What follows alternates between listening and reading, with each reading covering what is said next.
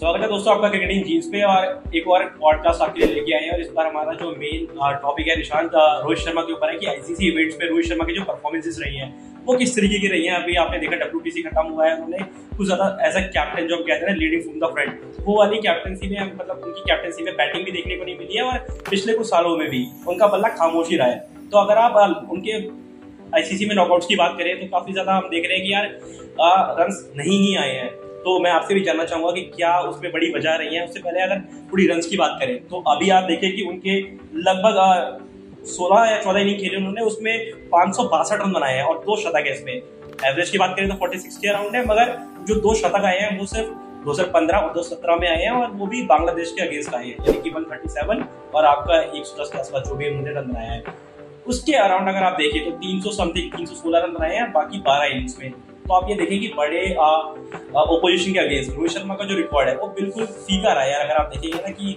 आप कुछ बढ़िया एक डेजर्ट लगा रहे हैं तो उसमें ना वो चेरी हम कहते हैं, चेरी ऑन टॉप, वो वाली परफॉर्मेंस नहीं है रोहित शर्मा की तरफ से। तो अगर हम इसी रोहित शर्मा की परफॉर्मेंस की बात करें कि यार 2007 से उन्होंने जो अपना डेब्यू किया, उन्होंने इंडिया के लिए खेला T20 वर्ल्ड कप में, वहां से जाते हैं हम कि यार ऑस्ट्रेलिया जो आपने सेमीफाइनल में दिखा वो आप कहेंगे माइटी ऑस्ट्रेलिया उनको, तो उनके अगेंस्ट उनकी परफॉर्मेंसेस रही, या फिर आप फाइनल में आएंगे अगेंस्ट पाकिस्तान, कैसा आप देखते हैं रोहित शर्मा को? यार मतलब जैसे आपने भी स्टार्ट बताए विद बांग्लादेश, अगर आप ओवरऑल देखेंगे तो 46 का एवरेज डिसेंट इनफ है।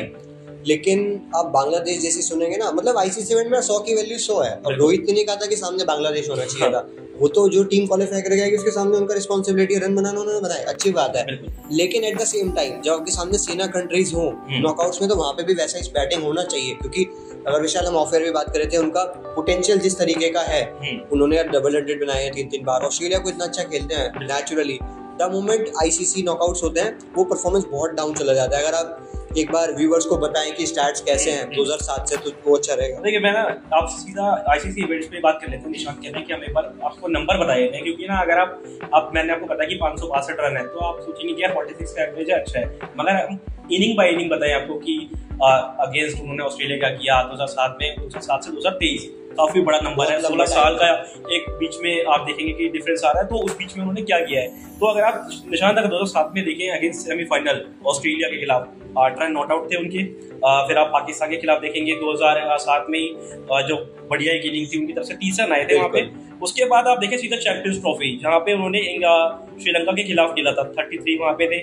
उसके बाद इंग्लैंड, आपको फाइनल याद होगा, वहाँ पे उनके रन आप देखें तो 9 रन थे फाइनल में। इतना बड़ा चैंपियंस ट्रॉफी 2013 का फाइनल है बिल्कुल। उसके बाद आप देखें 2014 अगेंस्ट साउथ अफ्रीका, जहाँ पे आपने विराट का कल मेंशन किया था कि 77 रन थे उनके, वहाँ पे रोहित के 24 रन है 29 बॉल्स में। और उसके बाद अगर बात मैं आपको बताऊं तो 2014 में ही अगेंस्ट श्रीलंका वो फाइनल मैच था आपका, जो आपके लिए डू और डाई था, वहाँ पे 29 रन है। उसके बाद बांग्लादेश में जो हमने आपको बताया कि 2 शतक है 2015 में अगेंस्ट बांग्लादेश 137 रन आते हैं, बढ़िया एक अच्छी पारी। उसके बाद ऑस्ट्रेलिया के खिलाफ 34 रन 2015 में सेमीफाइनल में। उसके बाद आप और आगे बढ़ते हैं अगेंस्ट वेस्ट इंडीज, तो 2016 में उन्होंने 43 बनाया है। चैंपियंस ट्रॉफी 2017 में 123 रन आया रोहित शर्मा के बल्ले से। फिर आता है बड़ा मूवमेंट जब फाइनल खेलते हैं एक बार अगेंस्ट पाकिस्तान 2017 चैंपियंस ट्रॉफी 0। ये सबसे बड़ा मूवमेंट था मुझे लगता है कि जहां से रोहित शर्मा ना अपने करियर में, अभी तक तो वो अच्छा कर रहे थे अपने करियर में आईसीसी इवेंट्स में, बड़े स्टेजेस पे वो थोड़े से फ्लॉप साबित हो रहे थे, मगर उस दौरान उन्होंने अच्छा किया बीच में। मगर जैसे ही आप 2017 के बाद आगे बढ़ते हैं, आईपीएल ले लीजिए आप, उसके बाद कोई भी अगर आप ओडीआई ले रहे हैं, टेस्ट ले रहे हैं, सब में उनका जो परफॉर्मेंस है नीचे हमने देखा कि आया है। अगर उसके बाद मैं आपको बताऊं WTC में 1 रन है उनका। उसके बाद न्यूजीलैंड में सेकंड इनिंग ही थी वो, जहाँ पे 30 रन उन्होंने बनाए थे। उसके बाद दोबारा WTC शुरू होता है हमारा 2023 में, जो अभी रिसेंटली खत्म हुआ है। उसमें पहले इनिंग में माफ कीजिएगा, उसमें पहली इनिंग में 15 थे और दूसरी इनिंग में 43 थे। मगर 2022 के T20 वर्ल्ड कप जो कि अगेंस्ट हमने इंग्लैंड खेला था, वहां पे उनके 27 रन थे। तो अगर आप देखें तो 30-40 मतलब वो 2 शतक के बाद कोई हाफ सेंचुरी वाली इनिंग नहीं आई है। क्या मतलब अगर आप बांग्लादेश को एक्सक्लूड करें, हाईएस्ट स्कोर 43 है। अगर आप 16 साल खेले हैं और 16 साल में कम से कम विशाल ने 10 से प्लस इनिंग बता दी है, तो यार एक तो 100 हो ना जहाँ आप मैच विनिंग खेल लें, या फिर एक मैच विनिंग पारी, एक मतलब टूर्नामेंट कहीं इधर उधर हो। मतलब हम हमेशा बात करते हैं आईसीसी इवेंट के बाद हम ना काफी ज्यादा सीरियस रहते हैं कि यार अब टीम बदलनी है, नया करना है, अप्रोच की बात बहुत होती है। लेकिन जो आपने स्टैट बताया, अगर हम 2007 की बात करें, वो एक टॉप नॉक था, क्योंकि नंबर 5-6 पे एक यंग बंदा, यंग रोहित शर्मा, उस समय स्टेब्लिश नहीं थे वो, 30 रन बनाए थे 15-16 गेंदों में, तो वो कहीं ना कहीं मैच विनिंग नॉक साबित हुई। उसके बाद 13 चैंपियंस ट्रॉफी दोनों मैच, फिर श्रीलंका के खिलाफ सेमीफाइनल तक कार्डिफ में 33 रन, फाइनल में जब इतना टफ था 20 ओवर का फाइनल था वहाँ 9 रन। चलिए कोई बात नहीं यार, वन ऑफ एक आ जाता है टूर्नामेंट आपका। वैसे भी एज ऑफ शुरुआत हाँ, फिर 2014 T20 वर्ल्ड कप, वहाँ पे अगर आप देखिए सेमीफाइनल फाइनल दोनों में 20-20 रन। तो मुझे ऐसा लगता है कि यार एक ना एक में तो आपको कन्वर्ट करना पड़ेगा ना। और अगर आप बांग्लादेश को एक्सक्लूड कर रहे हैं और उसके बाद एवरेज आता है आपका 19.58, तो यार इतना तो आप मतलब 30 प्लस हो तो आप कह सकते हैं कि ठीक ठाक है। लेकिन अगर आप बात कर रहे हैं ना कि एवरेज है 19.58, तो कहीं ना कहीं आपको सोचना पड़ेगा, क्योंकि आईसीसी इवेंट में अगर कोई प्लेयर ओपनिंग कर रहा है तो उसकी रिस्पॉन्सिबिलिटी और बढ़ जाती है बायलैटरल मैच से, क्योंकि आपको जो है एक नींव बिछानी है मैच की, आपको स्टार्ट देना है। और वहीं पे आपका जैसे चैंपियंस ट्रॉफी का मुझे याद है हम 350 चेस कर रहे थे पाकिस्तान के खिलाफ 2017 में, वो पहली बॉल पे आमिर ने आउट किया, वहां से जो कोलैप्स ट्रिगर होता है ना नई बॉल के खिलाफ, एक पैनिक बटन हम दबा देते हैं टीम इंडियंस। उनकी ऐसी बात नहीं कि रोहित ने परफॉर्म नहीं किया, उनके साथ में भी शिखर का भी कोई फाइनल सेमीफाइनल में इतना तगड़ा रिकॉर्ड नहीं है। विराट के T20 वर्ल्ड कप एक्स्ट्राऑर्डिनरी है, वनडे वर्ल्ड कप में वो भी फ्लॉप रहे हैं अगर आप नॉकआउट्स की बात करें।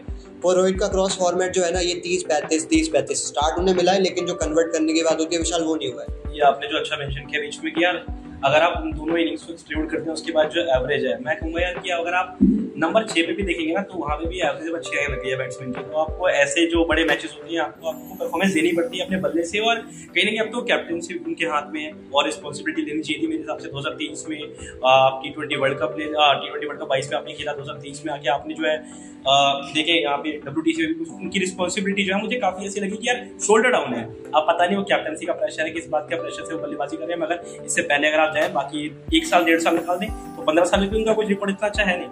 वही जब 2019 वर्ल्ड कप था 500 बनाए थे सेमीफाइनल में, फिर वही 1 रन। अब जो उन्होंने through out the tournament league matches में हर टूर्नामेंट में मेहनत की है ना, वो नॉकआउट में आके खराब हुई है। अब वो खुद आप टेक्निक का इशू है या क्या इशू है, मेरे हिसाब से मेंटल ब्रेक है, क्योंकि जो प्लेयर वनडे क्रिकेट में 3 बार डबल 100 बना सकता है और फिर वो नॉकआउट में इस तरीके से आउट हो रहा है। और आप शॉर्ट सिलेक्शन देखें ना, आप ज्यादा पुराना तो किसी को भी याद नहीं होगा, अगर आप WTC का देखें सेकंड इनिंग नेथन लाइन को स्वीप मारते हुए as a captain, as a responsible senior batter of Indian team, ऐसा शॉट आप एक्सपेक्ट नहीं करेंगे।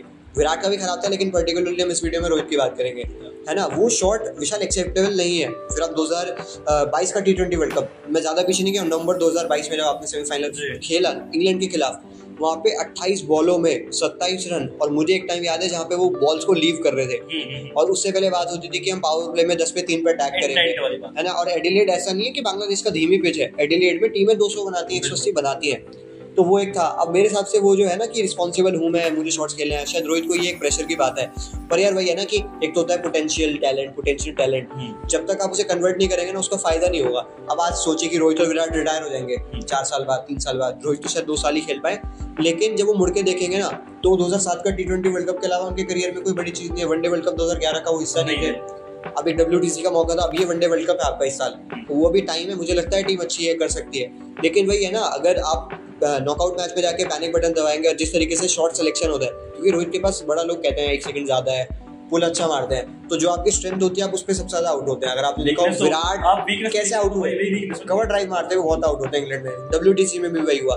रोहित के मैं आपको 10 से ज्यादा इंस्टेंस ऐसे विशाल बता सकता हूँ जहाँ पे टफ सिचुएशन में उन्होंने पुल मारा है और पीछे 2 फील्डर थे और उन्होंने कैच लिया है, तो वो शायद उन्हें थोड़ा देखना चाहिए। मुझे पता है उनका पुल शॉट स्ट्रेंथ है, लोग कमेंट में शायद बोल भी दे कि भाई पुल शॉट तो उनका स्कोरिंग रन है, वो क्यों रोकेंगे, लेकिन कभी कभी एज कैप्टन भी है, चलो जब आप ऐसा बैटर थे तो आपको थोड़ा फ्रीडम होता है अपने शॉट्स खेलने का, जब आप कैप्टन बन जाते हैं ना तो आपको थोड़ा सोच समझ के सिंगल डबल से पहले पारी को बनाना पड़ता है। जब आप एक सिचुएशन में आते हैं 35 ओवर हो गए हैं वनडे मैच के, तो वहां से आप एक्सेलरेट करते हैं रादर देन कि आप बीच में स्वीप मारने शुरू करें या मिडिल ओवर्स में 25वें ओवर में आप पुल मार के बॉल को खड़ी करते हैं। नहीं तो यहाँ से अब आप रोहित शर्मा का पीछे जाए या फिर आप आगे का फ्यूचर भी देखेंगे तो आपको क्या दिखा रहा है कि यार रोहित शर्मा के पास कितने और साल, 2-3 साल और होंगे अगर वो इस वर्ल्ड कप में अच्छा करते हैं। 36 आप देख लें, तो अगर यहाँ से वर्ल्ड कप में अच्छा करते हैं तो मुझे उम्मीद है कि वो यहाँ से आगे जाएंगे।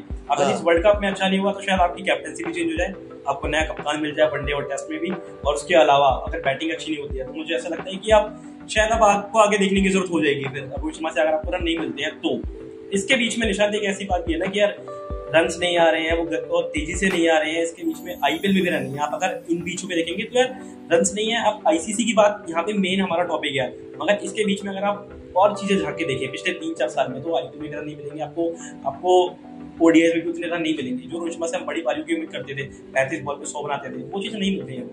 हाँ यार, जैसे क्योंकि हम नॉकआउट मैच की प्रेशर की बात कर रहे हैं, वो तो हम इंडियन पर्सपेक्टिव से देखते हैं। शायद मुंबई इंडियंस का यार कि एक छोटा जो फैन बेस है वो सपोर्ट करता है, 10 टीमें हैं। लेकिन अगर आप देख रहे हैं कि नॉकआउट्स में एट द एंड इस साल भी 2 नॉकआउट खेले, एक लखनऊ के खिलाफ और एक आपका गुजरात के खिलाफ, दोनों मैचों में फ्लॉप थे। ओवरऑल मैंने जितना देखा है कि 15-16 आईपीएल में नॉकआउट्स खेले हैं, जिसमें से एक 50 है, वो भी 2020 में आया था डीसी के खिलाफ।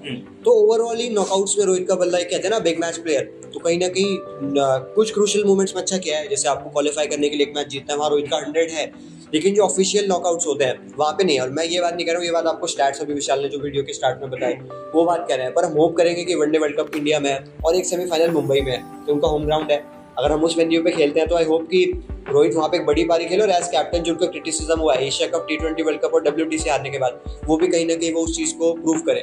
एक बात और मेरे पास है निशान की, जिस तरीके से हमने देखा कि 2007 की बात आपने बोली कि यार नंबर 5 या 6 पे आते थे, धोनी ने तो उन्हें एज कैप्टन अपनी कैप्टनसी में नंबर 1 पे कर दिया कि यार ओपन कर लो आप जाके।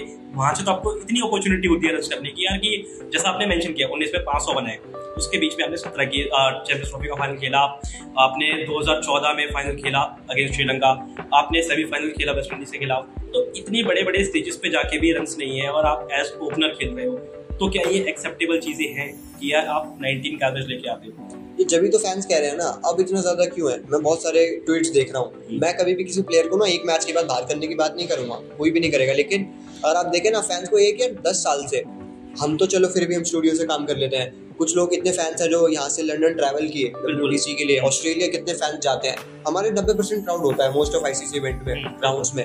तो वो लोग सवाल पूछते हैं कि भाई अगर आपको एज अ ओपनर 10 साल से यही करना है, बायलैटरल की खुशी आप हमने बहुत ले ली, बहुत हमने बायलैटरल अंडर MS जीते, हमने अंडर विराट दुनिया में जीता, रोहित में भी हम बायलैटरल अच्छा कर रहे हैं, लेकिन आपको कप्तान क्यों बनाया गया, विराट को क्यों हटाया गया? कि यार बायलैटरल का तो रिकॉर्ड 70% उनका भी था, 70 दुनिया में किसी का नहीं था, लेकिन हमें चाहिए थी ICC ट्रॉफी जो विराट नहीं दे पाए 3 इवेंट में।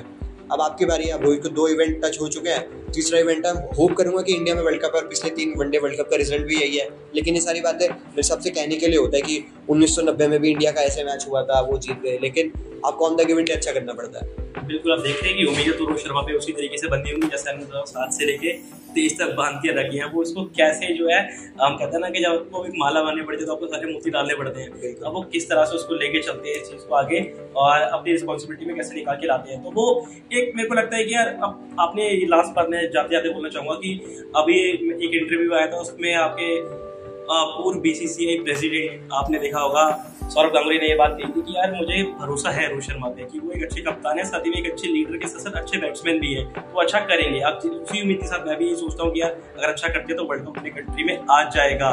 तो इसी के साथ मैं लगता है निशान मेरे पास तो अभी यही बात है कि मैं आपको बता पाऊँ कि मेरे को उम्मीदें रोहित शर्मा से ज्यादा है। लेकिन जैसे सौरभ गांगुली का वो डिसीजन था, तो कभी मैं डिसीजन लेके थोड़ी कहूंगा कि यार नहीं यार ये बंदा अच्छा नहीं करेगा। तो मुझे नहीं लगता कि जो फॉरनर प्लेयर्स हैं वो कुछ बात करेंगे, और शायद सौरभ गांगुली का डिसीजन विराट को हटाना था तो वो तो बैक करेंगे ही। और अब जिस तरीके के रिजल्ट मिल चुके हैं हमें पता ही है, पर होप करेंगे पॉजिटिव की।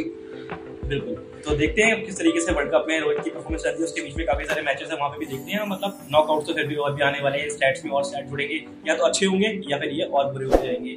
फिलहाल रोहित शर्मा के बारे में अभी इतनी बातें, इसके बाद और सारी आपके साथ बातें जोड़ेंगे और अगले पॉडकास्ट के एपिसोड में आपसे मिलेंगे। तब तक के लिए